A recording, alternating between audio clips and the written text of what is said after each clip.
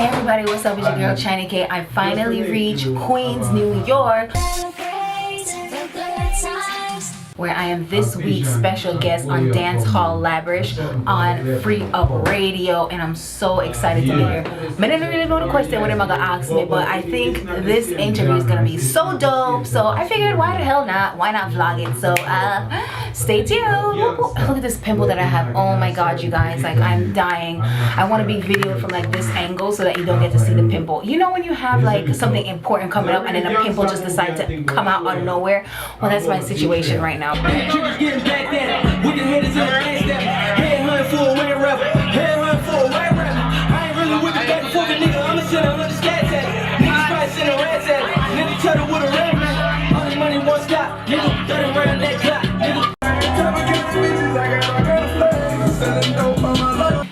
What's up? It's your girl Chiney K, and I'm live here on Free Up Radio. Thank you all for tuning in, and I can't wait to see what you guys have in store for me. I have radio I have TV I Facebook I everything I over alcohol I bang things over here. So I can't wait. So what interests me the most? This is a question. This is my personal question. I want to start off with. First off, okay. What have you ever shared your real name with your family before? Yeah. It's so Jamaican though. It's Carrie-Ann.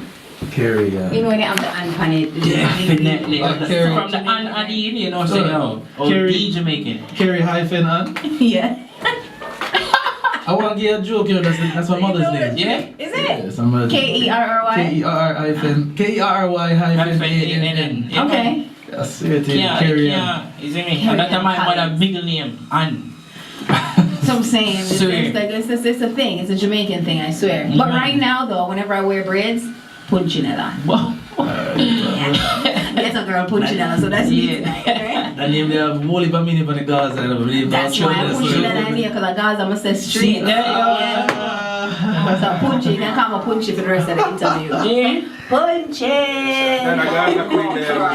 Alright, so here's what I want to know. The name Chiney K, how did it originate? How did you come by that name Chiney K? Well, alright, so remember them time there when the beef did up between my father and Cartel and you know, hey, them a go you know, my place and my place, you know, like nice song there. Yeah. Back then I tell nobody between me and you, Zine. I could have it kind of did say them time there. A lot of people say go little I'm love. going to ball it out for. But that man said, A lot of people say You go ever see little between love. me and you? No, but hold on. Alright, go on. So back in the day, you know, I go limited, but then I kind of switched it to God's when I realized, you know what I'm saying, to teach. And then, so from them time, my friend was like, I was actually on radio in Jersey, and my name back then was Casey Kell. Never really like it, but it could have worked. Casey Kell. Some more radio personality. Yeah, because that's what, you know, that's what I was doing. And then on top of that note, you got my mom's side of the family. They're kind of white Chinese-ish. Mm-hmm. And so, you know, it's Chiney, and then K for Carrie. So it kind of worked, you know, both in my favor. Chiney K for the Gully Gaza feud, and Chiney K because of my family. So it kind of that means you've been had money then from Jamaica till now. You have about money. out the business stuff, man. Hey, if you're Chinese, Jamaica, you have money. Yeah, but we never have no wholesale. Why not? You never work no wholesale. You never pack a pound of rice in. Never pack a pound of rice. At Yush, the outfit that I had on, is this uncensored by the way? You can talk your thing. Okay, so I had on this outfit, and I'm hosting, and I couldn't even finish, and my nipple popped out when I was hosting, and I was like, oh my god, I didn't know, and the cameraman not telling me, so when he saw it, and I look, I'm like, there's a nipple right there. So no, not so I had to float a balloon over it, but you know, I met my friend, and he's like, you know, have a drink with me, you know, Hennessy. So I'm having the Hennessy. Anything goes. By the time I go around the back, I'm gonna say, yo, wow, one, like, my start get hot. Place look blurry, and I'm like, you know, something's not right. How do you respond if someone comes to you and say, hey, the vlogger girl? I would say people would say entertainer. Okay. Entertainer plus, I guess, because I'd say I could host event, I could shoot, I could edit, I could produce, I could write, I could direct. So I could do a bunch of things. So when you just say entertainer, it just depends on what you want Chiney K for. I used to do radio, I'm into TV right now, so what do you want to book Chiney K for? What do you need Chiney K for? I can do it. You want me to shoot something? I can do it. You want me to edit? I can do it. We produce? I can do it. So I would say just an all-around media personality. Who would you categorize yourself amongst right now? Like popular Jamaicans who do something similar to yourself? Like who would you say are somewhat in your category you can be categorized with? Carrie. Who is that? Me.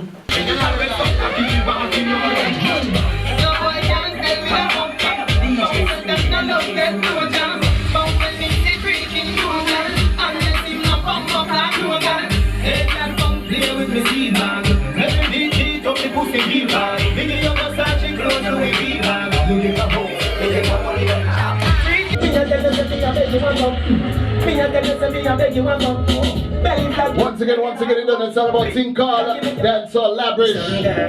Right here on freeoperator.com. Jesus Christ, can I you get that fat pussy? Body best can pussy. Ask them say ladies, a Friday night now. They like a joke, sick of the Make some boy know. Are you ready to come fuck out the tight hole? Come skin it on. Are you ready to come fuck out the tight hole? Real authentic dancehall apparel. Check them out, alright? You want to back it up like a show. Ricky, that big up yourself.